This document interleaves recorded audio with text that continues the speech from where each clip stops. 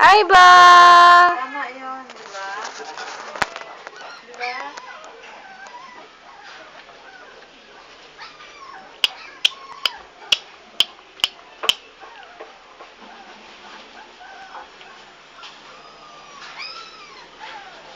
Hindi niya mahal yung asawa niya, hindi niya mahal si Pompi, eh, dapat nakadami siya ng anak.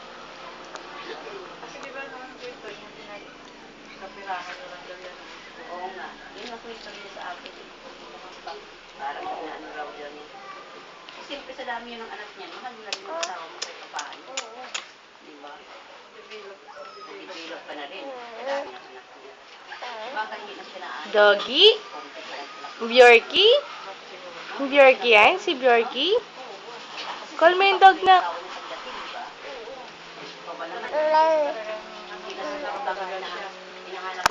Kung ako, yan ang gusto ko ngayon. Oo. Para, ano, siyempre, ikaw, sa trabaho naman sa bahay.